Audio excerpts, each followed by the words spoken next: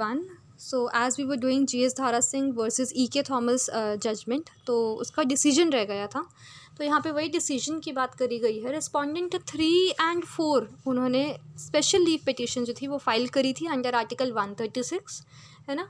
तो हुआ यूँ था कि कंटेंशंस जो थे उनके उस पर कहीं ना कहीं कुछ ना कुछ चीज़ें जो थी एक्सेप्टेबल थी, और सुप्रीम कोर्ट ने एक्सेप्ट किया इस चीज़ को कि येस बोथ एक्ट्स, ठीक है, जो दोनों एक्ट्स हैं हमारे वो दोनों ही डिबार कर रहे हैं। कौन से acts? Payment of gratuity act 1972 and workmen's compensation act 1923।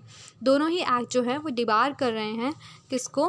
Respondent 1 and 2 को, कि वो फाइल नहीं कर सकते हैं सूट, ठीक है, only in case of dissolution. और सिर्फ डिसोल्यूशन अगर होता है ट्रेड यूनियन का, ठीक है, अगर डिसोल्यूशन होता है ट्रेड यूनियन का तो ही जो है क्या हो सकता है, फंड जो है डिस्ट्रीब्यूट हो सकता है, राइट।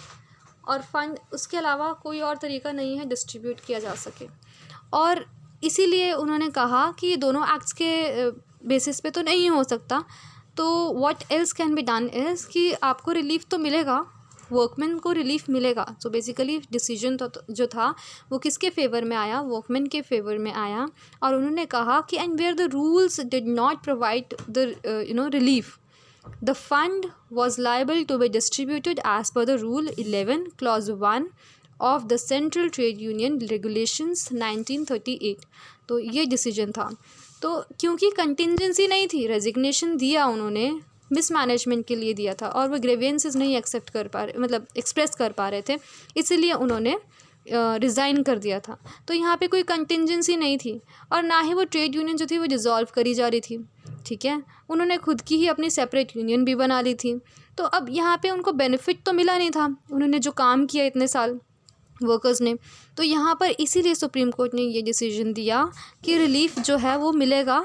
ऑब्वियसली दोनों एक्ट्स के तहत नहीं मिलेगा, बट इस रूल 11 क्लॉज 1 के बेसिस पे जो सेंट्रल ट्रेड यूनियन रेगुलेशंस है 1938 की, वो उसके बेसिस पे आपका जो शेयर है, प्रोपोर्शनेट शेयर जो है वो डिस्ट्रीब्यूट किया जाएगा, ठीक है।